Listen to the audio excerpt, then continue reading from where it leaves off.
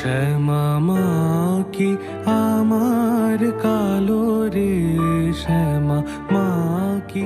এই যে পিলারগুলো দেখছেন, এই পিলারগুলো কিন্তু এরকম বাঁক মতো রয়েছে, সেই জন্য দূর থেকে দেখতে গোটা বিষয়টা দারুণ লাগছে। আর মায়ের যে গর্ভগৃহ বা মন্দির, তার উপরে 10 মহাবিদ্যা, 10 দেবী বা 10 বিদ্যা খুব সুন্দরভাবে দেওয়ালে নির্মাণ করা হয়েছে। এই এক সাধু বাবা উনি এই পুকুরের পাড়ে একটি আশ্রম এবং ওই মায়ের একই রূপ মাকে প্রতিষ্ঠা করেছিলেন, তখন কিন্তু মাটির ছিল মূর্তিটা। তার মাঝখানে একটা বিশাল বড় জবা ফুল আছে, ঠিক আছে? এটি হঠাৎ দেখলে মনে হচ্ছে সত্যিকারের জবা ফুল। মন্দিরের ঠিক পিছন দিকেই আছে ভোগঘর, যে প্রসাদে দেয়া হয়েছে অন্নের সাথে 5 রকম ভাজা এবং ডাল।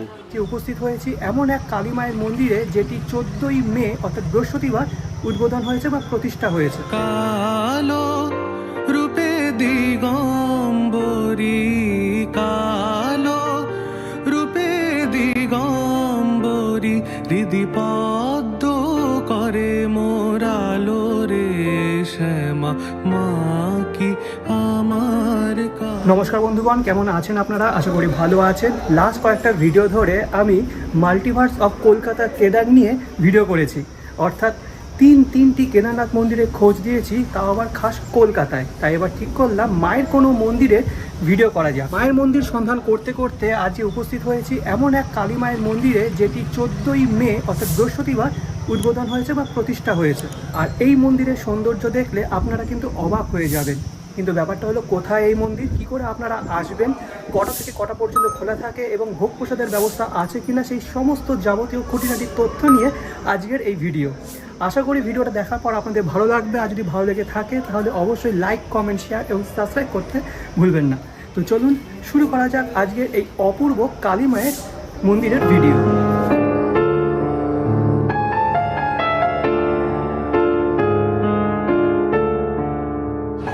আজকের গন্তব্যস্থল আরামবাগের গৌরহাটি। বর্তমানে দাঁড়িয়ে আছি আরামবাগ স্টেশনে। কি করে আসবেন? হাওড়া থেকে যারা আসবেন তারা গোঘাট লোকাল বা আরামবাগ লোকাল ধরে চলে আসবেন আরামবাগ স্টেশন। আর যারা শিয়ালদহ মেন লাইন থেকে আসবেন তারা ব্যারাকপুর থেকে টোটোয় উঠবেন, বলবেন শেওড়াফুলি ঘাট যাবেন। ঘাট পার হয়ে আসবেন শেওড়াফুলি স্টেশন। শেওড়াফুলি স্টেশন থেকে গোঘাট লোকাল বা আরামবাগ লোকাল ধরে আরামবাগ স্টেশন। এবার স্টেশন থেকে বেরিয়ে আমার যেতে হবে আরামবাগ বাস স্ট্যান্ড। সেখান থেকে যে বাসগুলো গৌরহাটির দিকে যাচ্ছে সেই বাসে আপনাদের উঠতে হবে। চলুন।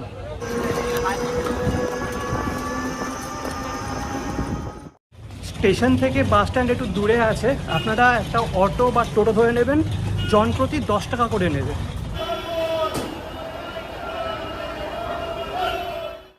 আগেই আপনাদের বললাম যে আরামবাগ বাস স্ট্যান্ড থেকে যে বাসগুলো গৌরহাটির দিকে যাচ্ছে সেই বাসে উঠবেন। এবার এখানে একটা বিষয় আছে, সেটা হলো আরামবাগ বাস স্ট্যান্ডটা বিশাল ক্রাউডেড, প্রচুর জায়গায় বাস ছাড়ে এখান থেকে। তো আপনাদের বুঝতে একটু অসুবিধা হবে। দেখবেন অনেক বাস কন্ডাক্টররা বন্দর বন্দর বলে চিল্লাচ্ছে। আসলে যে রাস্তার পাশে এই মন্দিরটি অবস্থিত, সেই রাস্তাটির নাম হলো বন্দর রোড। তো বন্দর বন্দর করে যারা চিল্লাচ্ছে সেই বাসেই আপনাদের উঠতে হবে। তাও একবার জিজ্ঞাসা করে নেবেন যে গৌরহাটি যাবে কিনা। আর আপনাদের নামতে হবে গৌরহাটি বাজার। সময় লাগবে প্রায় 40 মিনিট মতো, আর ভাড়া পড়বে জনপ্রতি 18 টাকা। তো চলুন এবার দেখিয়ে দিই আপনারা কী করে যাবেন এই মন্দিরে। আপনাদের নামিয়ে দেবে ঠিক এই জায়গায়। এটা হলো গৌরহাটি বাজার স্টপেজ, এর সামনে আপনাকে নামিয়ে দেবে। এবার এখান থেকে আপনাদের যেতে হবে ডান দিকে, 3 থেকে 4 মিনিট মতন হাঁটতে হবে এই রাস্তা ধরে, তাহলে পৌঁছে যাবেন আজকের গন্তব্যস্থল। চলুন। আচ্ছা, তো আমি আসলাম এই রাস্তা দিয়ে। কিছুক্ষণ আসার পর দেখবেন সামনে একটা মন্দির আছে। এটি কিন্তু গন্তব্যস্থল নয়, এর ঠিক অপোজিট দিকে একটা সরু রাস্তা আছে, এই রাস্তা দিয়ে আমাদের যেতে হবে। এই যে আপনারা চাইলে এদিক দিয়েও যেতে পারেন, তবে এদিক দিয়ে গেলে শুনলাম এখানে এক কাকিমা বললেন যে তাড়াতাড়ি হবে। তো চলুন যাওয়া যাক। এই যে গেটও করেছে একটা। যে রাস্তাটা দিয়ে যাচ্ছি সেই রাস্তা দিয়ে ঝিঝি পোকার ডাকটা একবার শুনুন।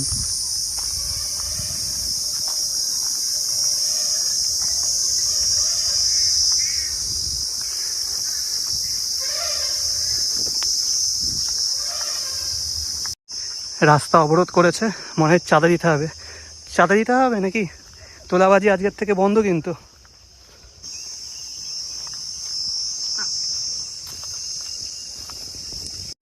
জায়গায় জায়গায় টোল ট্যাক্স, কিন্তু টোল ট্যাক্স দেওয়া যাবে না। মেন রোড দিয়ে যদি আসতেন তাহলে আসতেন এই রাস্তা দিয়ে, আর আমি আসলাম এই রাস্তা দিয়ে। আর আমার ঠিক পিছনেই রয়েছে নবনির্মিত এই মন্দির, প্যান্ডেল করা আছে তাই দেখানো যাচ্ছে না এই দিক দিয়ে। চলুন সামনের থেকে আপনাদের দেখাবো। মন্দিরের সামনে এখানে একটা অস্থায়ী স্টেজ করা হয়েছে, আর এখানে লেখা রয়েছে প্রতিষ্ঠা দিবসের তারিখটা, এই যে 14ই মে 2026 বৃহস্পতিবার। আর আমি এসেছি আজ, অর্থাৎ 15ই মে শুক্রবার। মন্দিরটা কিন্তু দারুণ লাগছে, সামনের থেকে গিয়ে দেখাচ্ছি চলুন।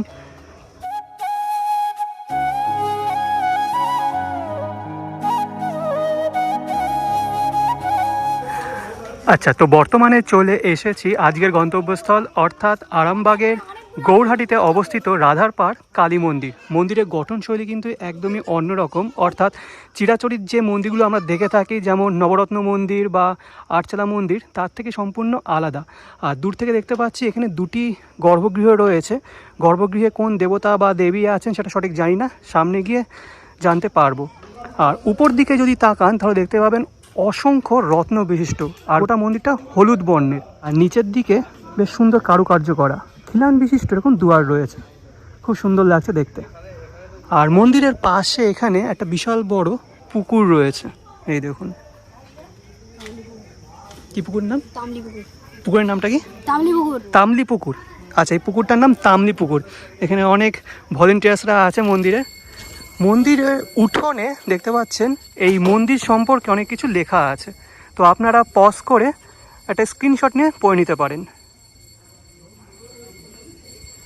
মন্দিরের ঠিক সামনে উঠোন চত্বরে রয়েছে নন্দী মহারাজের একটি মূর্তি, তাহলে বোঝাই যাচ্ছে পাশে যে গর্ভগৃহটি রয়েছে এখানে মহাদেব বা শিবলিঙ্গ আছে।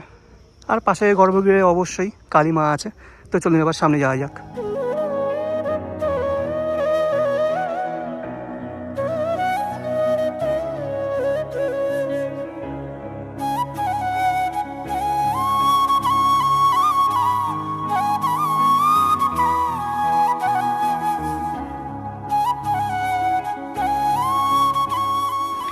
এই মন্দিরের একটা খুব ভালো জিনিস যেটা লক্ষ্য করলাম সেটি হলো এই কারুকার্যগুলো। এই যে পিলারগুলো দেখছেন, এই পিলারগুলো কিন্তু এরকম বাঁক মতো রয়েছে, সেই জন্য দূর থেকে দেখতে গোটা বিষয়টা দারুণ লাগছে। আর যেহেতু এখন উদ্বোধন হয়েছে বা প্রতিষ্ঠা হয়েছে, তাই এরকম ফুল দিয়ে সাজানো হয়েছে গোটা মন্দির চত্বর। আর মন্দিরের উপরে খুব সুন্দর কলকার কাজ করা, এই দেখুন।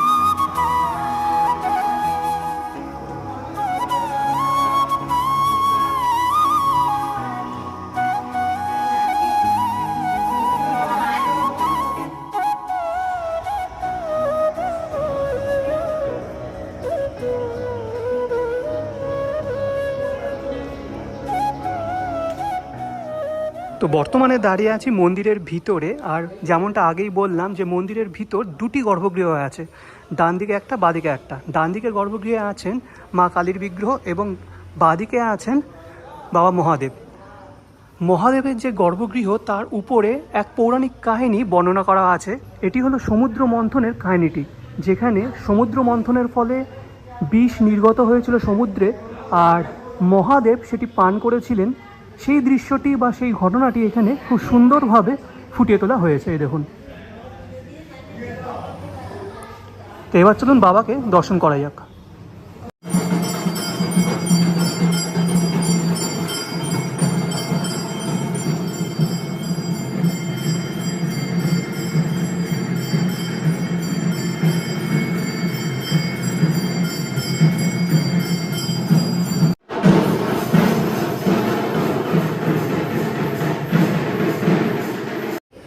তো এই ছিল বাবার গর্ভগৃহ। এবার চলুন মায়ের গর্ভগৃহ দর্শন করা যাক।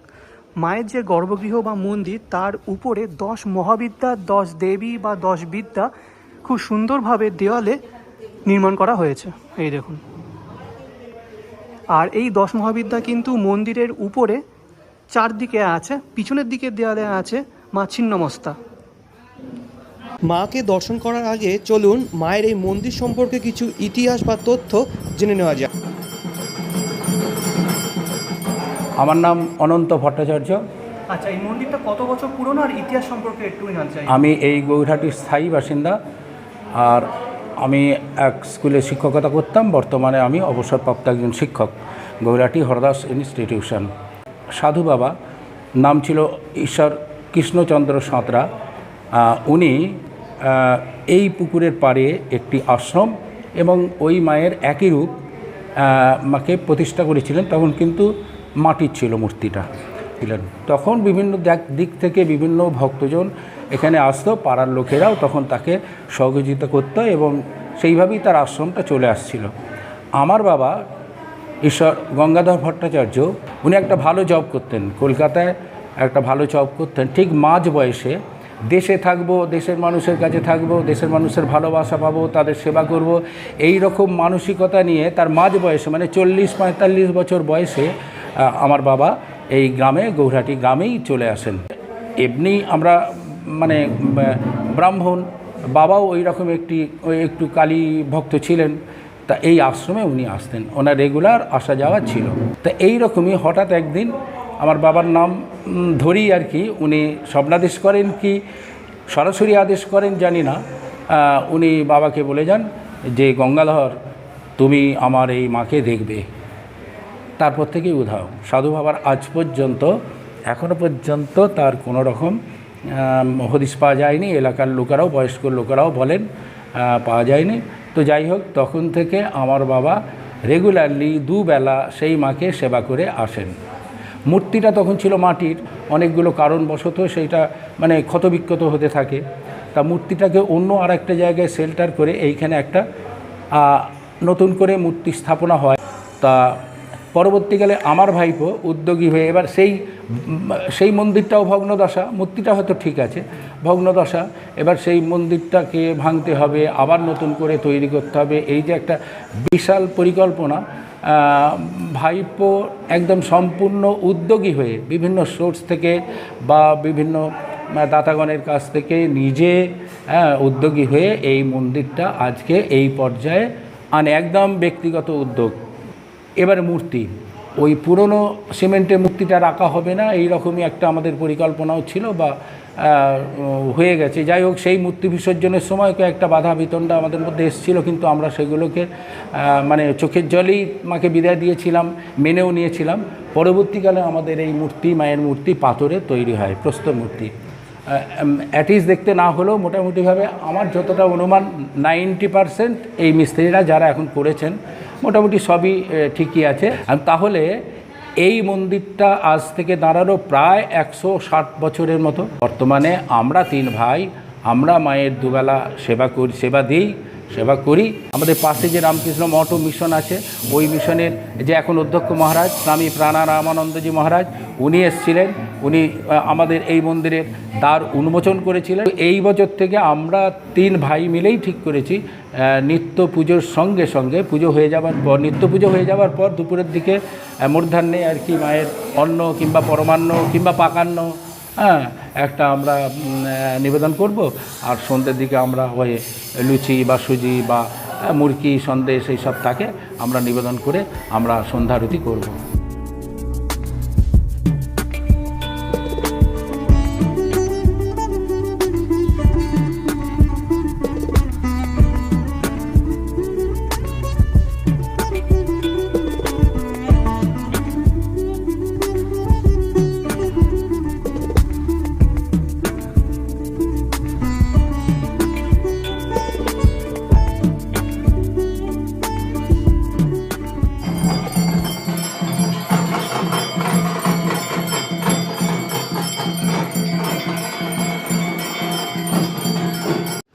এবার চলুন মাকে দর্শন করা যাক। শ্যামা কখনো শ্বেত, কখনো পীত, কখনো নীল লোহিত রে, কখনো শ্বেত, কখনো পীত, কখনো নীল লোহিত রে। মায়ের গর্ভগৃহে যেখানে মা বিরাজ করছেন তার পিছনের দেওয়ালটা লাল বর্ণের, সেই জন্য পরিবেশটা যেন আরও বেশি সুন্দর লাগছে। মায়ের উচ্চতা প্রায় 3 থেকে 4 ফুট মতো হবে। মা এখানে চতুর্ভুজা এবং গাত্রবর্ণ ঘন কৃষ্ণবর্ণের। মায়ের দুদিকে আছে ডাকিনী যোগিনী, একজন ঘন হলুদ বর্ণের এবং আরেকজন সবুজ বর্ণের।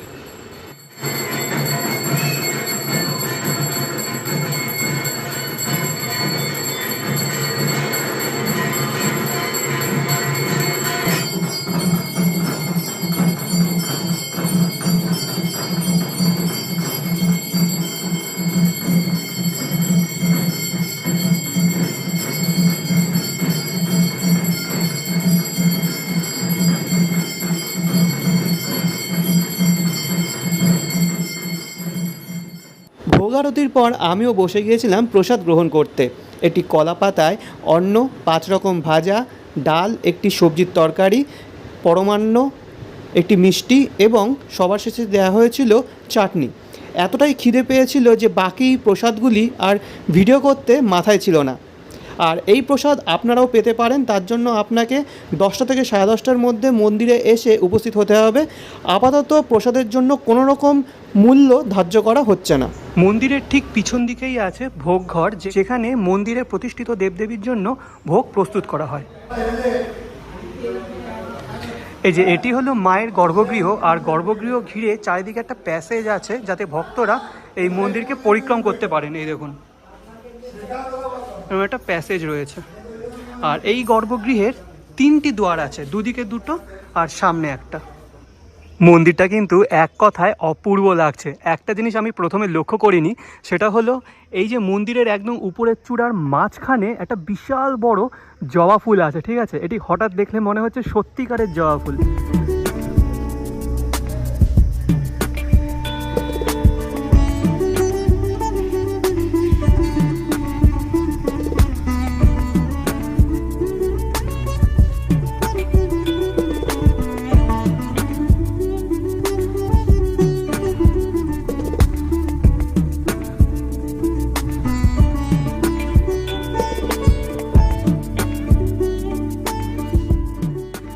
তো এই ছিল আরামবাগের গৌরহাটি অঞ্চলে অবস্থিত রাধার পাড়ের শ্রী শ্রী কালী মন্দির। কেমন লাগলো এই ভিডিওটি অবশ্যই কমেন্ট বক্সে কমেন্ট করে জানাবেন। যদি ভালো লেগে থাকে তাহলে অবশ্যই লাইক, কমেন্ট, শেয়ার এবং সাবস্ক্রাইব করতে একদমই ভুলবেন না।